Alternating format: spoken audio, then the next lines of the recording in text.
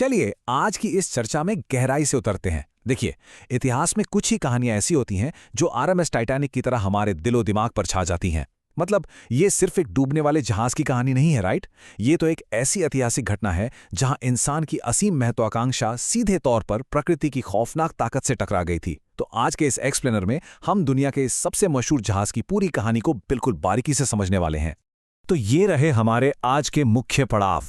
पहले हम देखेंगे इस विशालकाय जहाज का निर्माण, फिर इसकी पहली यात्रा, वो मनहूस रात, अहंकार की भारी कीमत, कुछ अनसुलझे रहस्य और आखिर में वो सबक जो दुनिया ने इस त्रासदी से सीखे। तो चलिए सबसे पहले बात करते हैं एक विशालकाय जहाज के निर्माण की। और कहानी की शुरुआत होती है एक बिल्कुल अकल्पनीय इंजीनियरिंग चमत्कार से।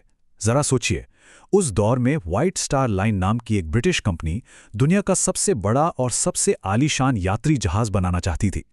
और ये जहाज सच में एक महाकाय राक्षस जैसा था। इसकी लंबाई लगभग 882 फीट थी, ऊंचाई किसी 17 मंजिला इमारत जितनी और वजन करीब 46,000 टन। जरा इन आंकड़ों पर गौर कीजिए। बेलफास्ट के हालैंड एंड वुल्फ शिपयार्ड में 3,000 से भी ज्यादा मजदूरों ने दिन रात एक करके इस 4 चिमनियों वाले जहाज को तैयार किया था। उनका सपना सिर्फ समंदर में तैरना नहीं था, वो समंदर पर राज करना चाहते थे। लेकिन रुकिए, बात सिर्फ इसके विशाल आकार की नहीं थी। ये तो अपने आप में एक तैरता हुआ महल था। इसमें भव्य सीढ़ियां थीं, स्विमिंग पूल, जिम, एक बड़ी सी लाइब्रेरी और बेहद महंगे रेस्टोरेंट भी मौजूद थे। मतलब अमीर यात्रियों के लिए ये किसी जन्नत से कम नहीं था। लेकिन वहीं दूसरी तरफ अगर आप नीचे के डेक पर जाएं तो आम यात्रियों के लिए सुविधाएं बहुत ही बेसिक थीं। देखा जाए तो ये जहाज उस समय के समाज में मौजूद अमीरी और गरीबी की खाई को साफ साफ दिखा रहा था। अब इस पूरी कहानी का सबसे हैरान करने वाला पहलू क्या है? वो है इस तकनीक पर लोगों का हद से ज्यादा ओवर कॉन्फिडेंस। उस दौर में इसे बनाने वालों को और आम जनता को सच में ये लगता था कि ये मशीन इतनी एडवांस्ड है कि ये कभी डूब ही नहीं सकती। और पता है, यही वो अंधा अहंकार था जो आगे चलकर इतिहास की सबसे बड़ी भूल साबित होने वाला था। आगे बढ़ते हैं हमारी कहानी के दूसरे हिस्से की तरफ, टाइटैनिक की पहली यात्रा। जरा इमेजिन कीजिए वो माहौल। अपार उत्साह है। दुनिया के सबसे रईस अरबपतियों से लेकर एक बेहतर जिंदगी की तलाश कर रहे आम परिवार तक सब इस जहाज पर सवार हैं। लेकिन किस्मत का खेल देखिए। जिस जहाज को बनाने में 1909 से लेकर 1912 तक सालों का वक्त लगा, वो समंदर में सिर्फ 4 दिन ही सुरक्षित रह पाया। जी हां, सिर्फ 4 दिन। 10 अप्रैल 1912 को साउथहैम्पटन से जो शानदार सफर शुरू हुआ था, वो 14 अप्रैल को एक बेहद खौफनाक मोड़ लेने वाला था। और यहीं से हम पहुंचते हैं तीसरे पड़ाव पर, वो मनहूस रात। 14 अप्रैल की वो रात। समंदर बिल्कुल शांत था, लेकिन हवा जमा देने वाली ठंडी थी।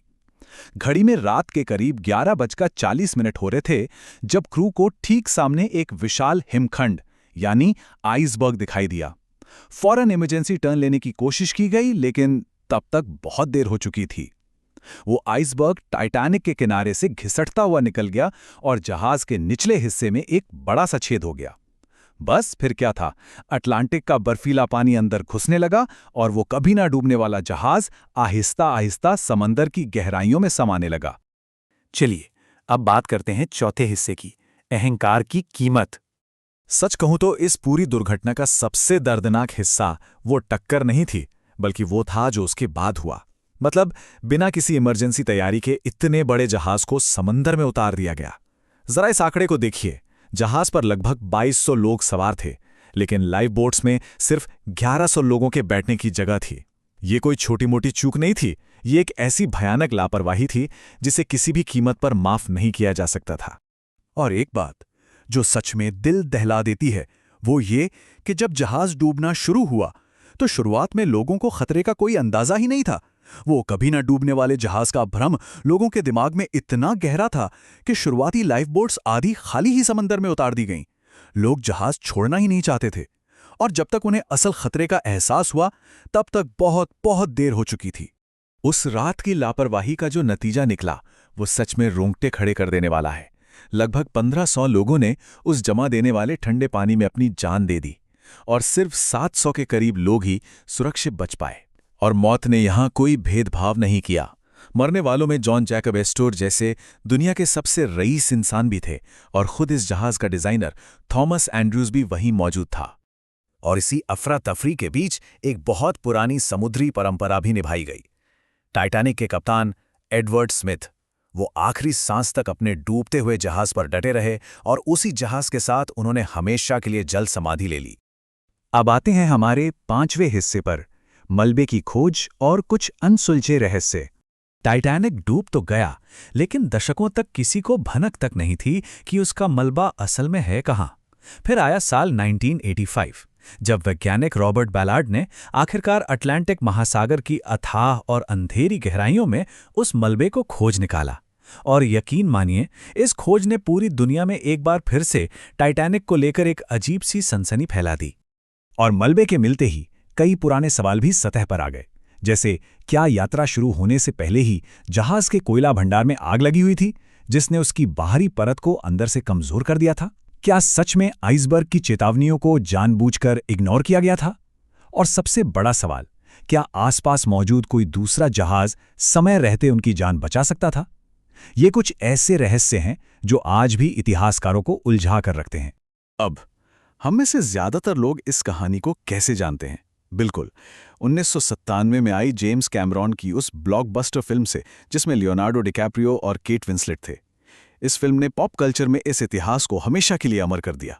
इसने एक पूरी नई जनरेशन को इस त्रासदी की गहराई और भावनाओं से ऐसे जोड़ा कि आज टाइटैनिक का नाम दुनिया के कोने कोने में जाना जाता है। और अब चलते हैं हमारे आखिरी हिस्से की ओर, विरासत और वो सबक जो दुनिया ने सीखे। देखिए, टाइटैनिक के डूबने से दुनिया को जो झटका लगा, उसने बहुत कुछ बदल दिया। इस भारी नुकसान के बाद समुद्री कानूनों में बेहद सख्त बदलाव किए गए।